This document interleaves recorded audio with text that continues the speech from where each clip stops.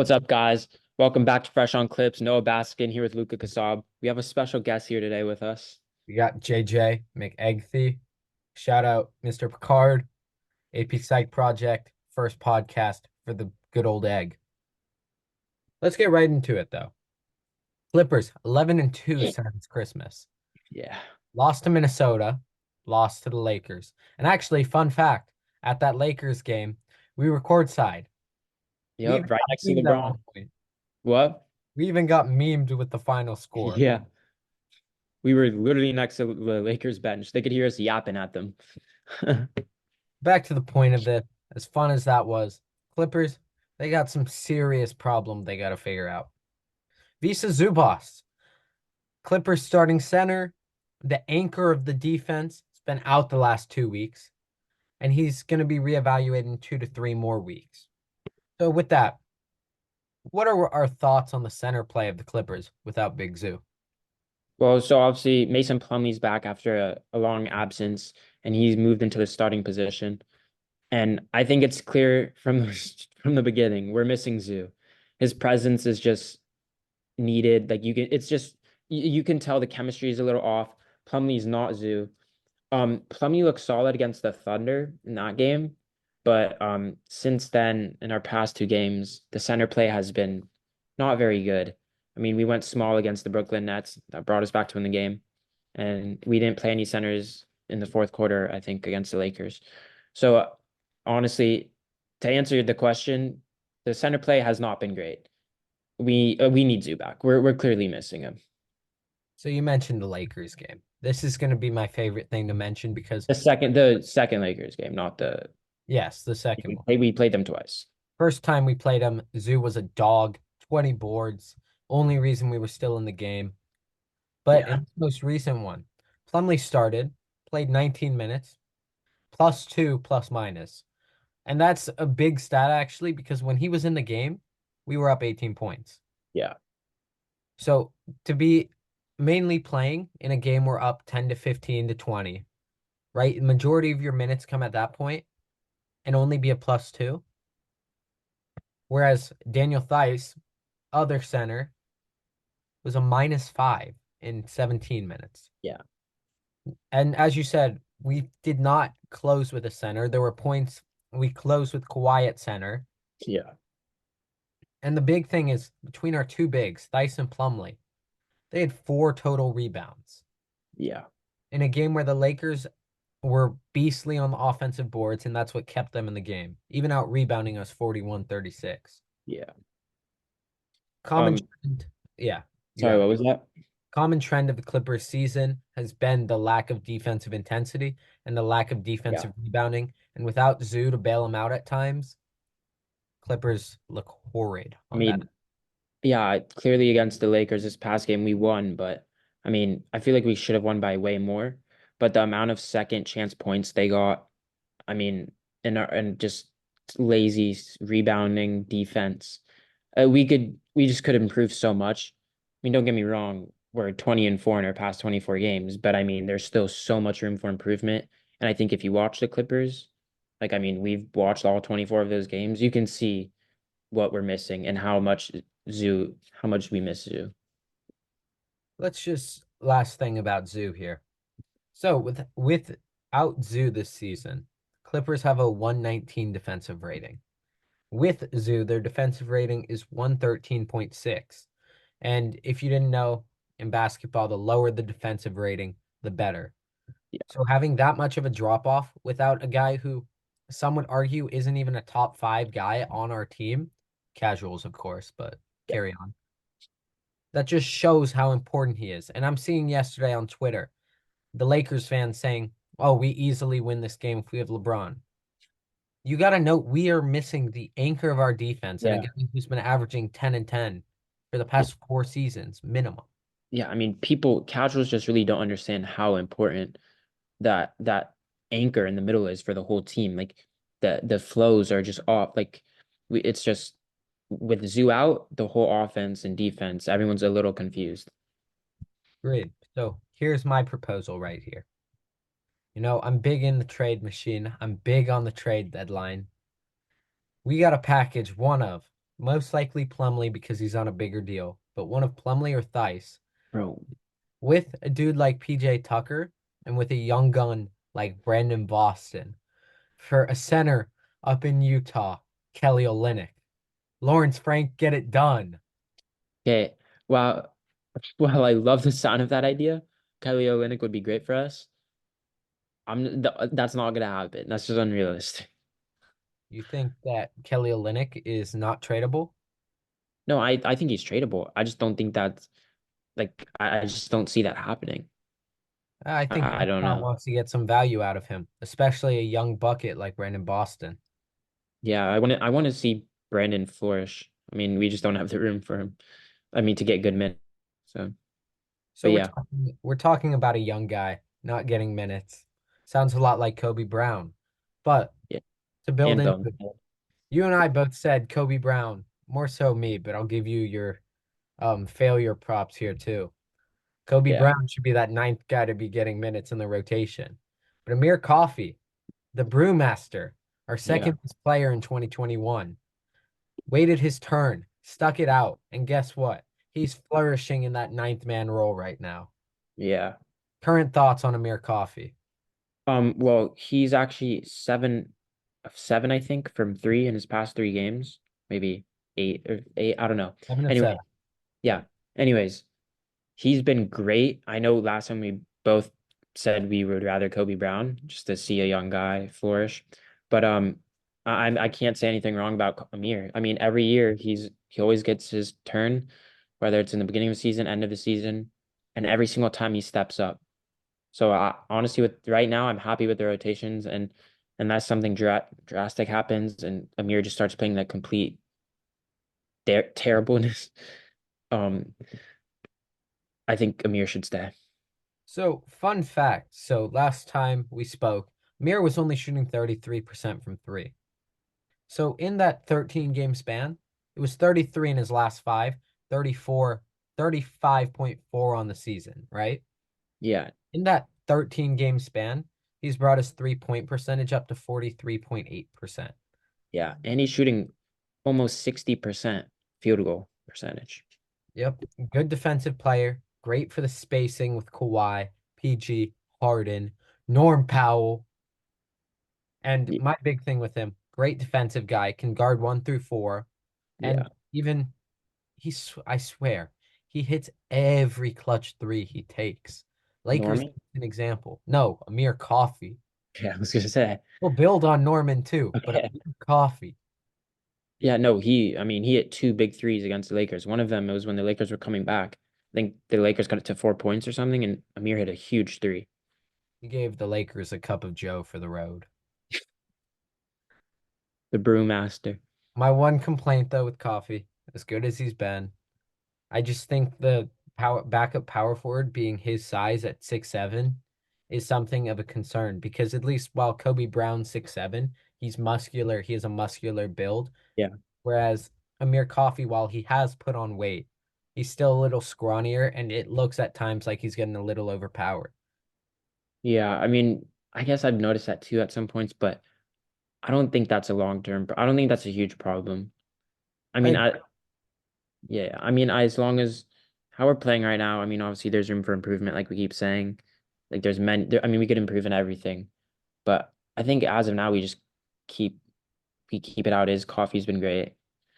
So funny enough, actually, couldn't maybe you can tell, maybe you won't, but we recorded a whole episode yesterday. And the second half got completely cut out. So today's actually Thursday, January 25th. Yesterday Yeah. was Wednesday, January 24th. But NBA All-Star starters were announced today. Zero Clippers. So it raises the question, outside of Kawhi Leonard, do the Clippers deserve another All-Star? Well, I think right off the bat, obviously Paul George comes to mind. PG's shown over and over again this season. He's been reliable, almost same stats as Kawhi. And Kawhi's been on a different level this season. But so obviously, like you said, Kawhi, I think PG definitely deserves it. So I really hope to see Kawhi and PG in the All-Star reserves. If not, I mean, I'd be pretty surprised. And then we gotta take in James Harden as well. Well, I don't think James Harden is going to make it personally. I think he could deserve it. Like if he gets it, I mean, it's totally deserving. The impact he has on our team, no other person has. I mean, it's you can see it for yourself. Since, after that 6 game or 5 game losing streak with Harden, but we're 20-4 in our last 24 games. I Yep. mean, that's James Harden for you. So, I mean, I think James, I don't think James will get it, but he would definitely deserve it if he does get it. Yeah, I'd agree. He deserves some consideration. Yeah. Look, his counting stats are down 17.3 points, 4.5 boards, 8.5 assists, 46, 42, 87. But as Yeah. you said, the impact he makes is really another level, and he's taken this Clippers team to another level. Yeah. Again, don't get me wrong, James Harden's still my least favorite player in the NBA, but he needs to show me this in the playoffs, yes. But he is and has made the Clippers a much better team. In regards to PG and Kawhi, as you mentioned, they're both hovering around 23 and a half, 24 points a game, 6 boards, 3 assists, and a steal and a half. And both are potentially in line for 50, 40, 90. Yeah. We look at it, right? LeBron, KD, Jokic are starting. Then Kawhi and PG. And then they're competing with Sabonis, Yeah. Cat, I, Rudy, AD. I can't believe LeBron is the captain, yet alone starting. I LeBron's mean, not even the best player on his team right now. yeah, I mean, I don't know. That just caught me a little off guard. I mean, he's averaging 23 points a game and they're below 500. Not been a What great year for Braun. yeah, Compared I to mean, other years, I don't know. I just right now, if you look at it, Kawhi and PG are playing better than him. Same with Anthony Edwards. I mean, oh, Anthony Anthony Davis. Davis should have started over LeBron, and Yeah, Kawhi should have been starting over KD. But whatever. yeah, If we get yeah, Kawhi and PG as all stars, I'm not complaining. yeah. Show's the same anyways. Agreed. And for Harden, as we said, maybe an injury replacement guy because Yeah, Anthony Edwards, De'Aaron Fox, Steph Curry, all three of them, yeah, just guards off the top of my head. yeah.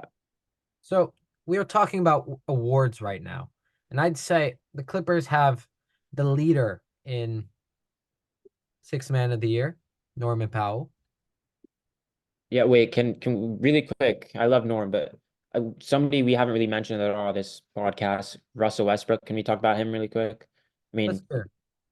a potential six-man candidate as well. Obviously, Norm's, the front runner, but Westbrook is averaging 11 points on the season, 6 rebounds, 5 assists, and shooting 47% from the field. I mean, while those numbers don't stand out, in the role he's playing, I mean, he's been great. I mean, we wouldn't have been in the game against the Brooklyn Nets a couple games ago if it weren't for 114, Westbrook. 22-0 last 5 minutes. Thank you, Yeah, Rob. yeah. Westbrook had 23 points, 9 rebounds, 6 assists in 31 minutes. And I mean, if you watch that game, you would know we would not have had a chance to win that game if it weren't for Westbrook's energy.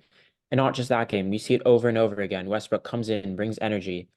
You can see when he comes in the game, his energy is contagious. You can feel it. And then against the Lakers in 18 minutes, he had 16 points, 3 of 3 from 3-point range, 6 rebounds, 3 assists, and 2 steals. So I mean, you can see his impact is great. Well, he definitely should be in the running for six-man candidate. Just to mention that one 3 for 3 game against the Lakers, one of those threes was with only one shoe. Yeah, that was funny. Westbrook really, as in the Brooklyn game, he was the only guy who really kept us in the game. We were down 18 going into the fourth. Yeah, Russ was the only reason we weren't down 30. The guy really kept us in the game so that PG and Y could close the game out for us. yeah. Back to Norman Powell, though, right? I thought that Terrence Mann was an elite corner 3-point shooter. No, Norman Powell's another level. 54% in the corner. And fun fact, fourth quarter, 3-point shooting by 10%. He is the most efficient 3-point shooter. Damn. Hits I mean, clutch shot after clutch shot. yeah, I mean, I think we saw it firsthand against the Timberwolves. We didn't win that game. That's one of our 2 losses in our past like 14 games. But in the end, I think in the final 2 minutes, he had a crazy corner three. It was like a jab, step back, pump fake. I mean, I was like, what is this guy doing? No chance. All net. It was insane. I mean, not just as one example, but I mean, all season. I think actually you mentioned this to me a couple weeks ago. You said when Norm shoots it, I don't expect him to ever miss. I always think it's going in. And I completely agree with you. Whenever he shoots it, I always think it's going in. It always looks good. And he just gets to the basket with such ease. He makes it look so easy when he can blow by people like that and just get to the basket. And when he finishes, it looks so smooth. It's beautiful basketball. Just with Norm, let's get to the counting stats. He should, in my opinion, be the sixth man of the year front runner, but Yeah. 13.5 points per game off the bench. But to have a dude who can go for 20 plus any given night and Yeah. fits next to Kawhi, PG, Yeah. Harden, because he's such a good catch and shoot guy. It's amazing. 50% from the field, 45 from three, 88 from the line, another 50, 40, 90 type of guy. Yeah. So we'll see what And happens with that one. and he'd be probably averaging more if he wasn't the fifth option on our team when he's in the game, fourth option. So, I mean, it's impressive. This is for Adam Silver and whoever runs the NBA All-Star Committee. Get Norman Powell into the three-point contest. The dude Yeah. will win it. He may not have the prettiest jump shot, but it He would, goes in. I think he would actually win it. So we're a Clippers podcast. You know how it goes. A good friend of ours, not really, a good enemy of ours, Glenn Rivers, hired by the Milwaukee Bucks after Adrian Griffin fired at 30-13. As a Clippers fan, please give me your thoughts on that Doc Rivers signing. Um, well, first of all, before really quickly, I just want to say that's a very surprising firing. I mean, obviously there must have been stuff going on behind the scenes. What they were 33 and 13, second in the East, or second best record in the league. Anyways, so very surprising. Um, but for the hiring of Doc Rivers, personally, I was very surprised. And I've seen a lot of Sixers fans as well, like, oh, thank God they hired Doc and just made it easier for us. I mean, Doc hasn't won a championship since 2008. His whole coaching career is kind of based off that, in my opinion. Whole You've seen, coaching resume is built on 2008. Les yeah, Rajon Rondo, Kevin Garnett, Ray Allen, and Paul and Pierce. even in the end of that, there's some weird beef between like Paul Pierce and Ron, like just between all of those guys. And then you saw it over and over. And then in Lob City, weird ending. I mean, just over and over, every team he's gone to, you've noticed if they when they make the playoffs, they collapse. So personally, I was very surprised by that hire. And I mean, thank you, I guess, I mean, if we play them in the finals, thank you. So You're acting like Doc Rivers can get past the second round. Come on now. okay, yeah, valid. Build on what you're saying. Just to have a guy, Adrian Griffin, first time head coach, 30-13. Yes, his rotations weren't the best. And maybe Dame didn't like how he was coaching. Yeah, But to fire him out of nowhere, that yeah, abruptly, that's surprising, especially after he was an advisor for Adrian Griffin earlier in the season. yeah, Milwaukee, thank you from us, from the Sixers fans, yeah. from Man Mafia to Morris Nation. We all appreciate you and thank you for getting yourselves a second round exit to the New York Knicks. Bold take, New York basketball. We'll see. I mean, I don't know about that, but either way, I'm thank you for hiring Doc Rivers. I'm happy to hear that Doc Rivers is no longer commentating ESPN games, though. That's I the can't best even part. understand what he's saying with his voice. How does it not hurt him to talk? Clippers bring it in. 5 seconds to go. Tie game. Seatbelts are fastened. Lou Williams for the win. Bingo! Oh my goodness. God, he got it! 1 second left. Clippers by 2. The three for the tie. Oh my goodness.